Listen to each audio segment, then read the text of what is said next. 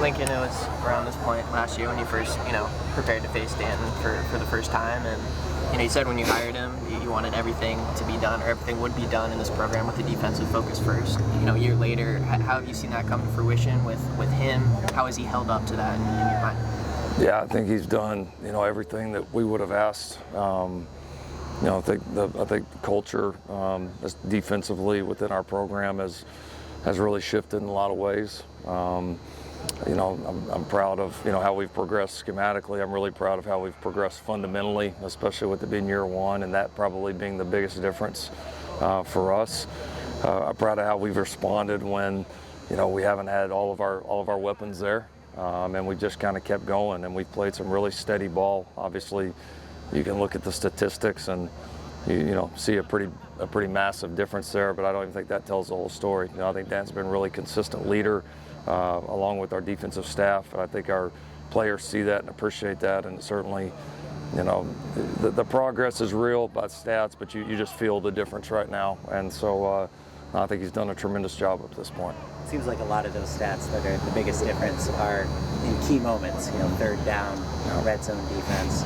I guess, what does that just in general say about Dan's impact on this defense, just that they're able to rise up more in those moments? Yeah, I think there's a confidence in the guys of what we're doing, and that the calls that we make or the schemes or the techniques that we teach are going to put ourselves in positions to make plays. And I think our guys have went out there pretty clear-minded and confident to go make them. And typically the teams that are the most clear-minded and confident, well-prepared, show up in those big situations. And that's been some of our biggest moments. The third down defense. The one I was most proud of the other day was in the Nebraska game was the stop after the fumble. Getting that red zone stop.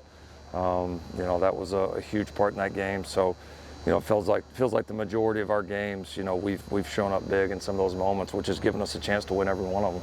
You're pretty hands-on with quarterback recruiting. What have you learned about Luke Heward during this process, sharing that position with him? Luke's done a great job. It's great to have somebody that I think day in and day out is kind of there with that position. From a recruiting standpoint, talking to all the different people.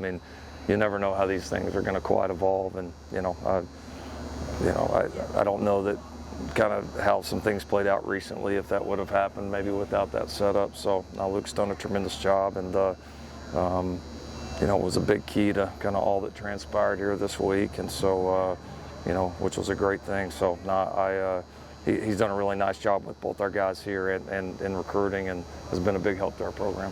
What kind of impact has the flu outbreak had as the week turned over? And that was like perfect timing. Yeah, is that a good answer? That's had a little bit of an impact. It's part of it though. It's like I told the guys today that Saturday at 7:30. Nobody's going to care what you had or didn't have. You got to be ready to go play the game. You have different obstacles that come up, and you got to go face them. So we'll deal with it, adjust how we need to, and but no excuses. Got to be ready for Saturday. Did that get worse this week, like since before the game?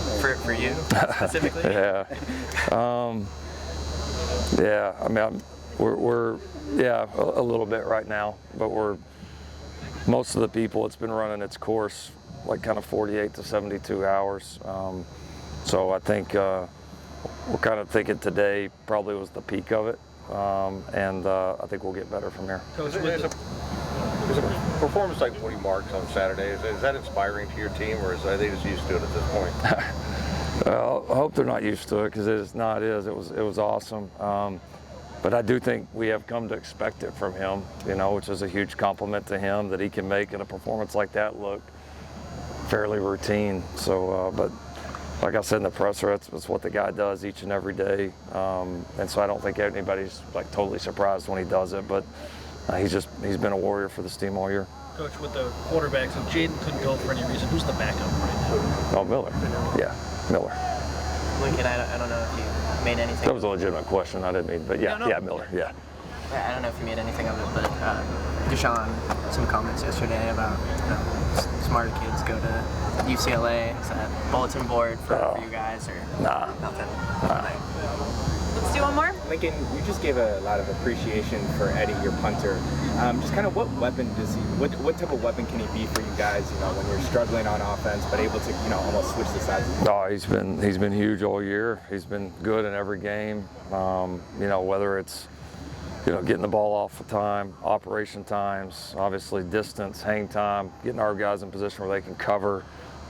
He's done a nice job pinning people down when we've had the opportunity, and it's definitely affected some of our decision making because it has been such a consistent weapon. So, I don't know how you could have a better year than what he's having right now. He's just been absolutely tremendous, and I would give the rest of the punt team credit that as well. We covered well.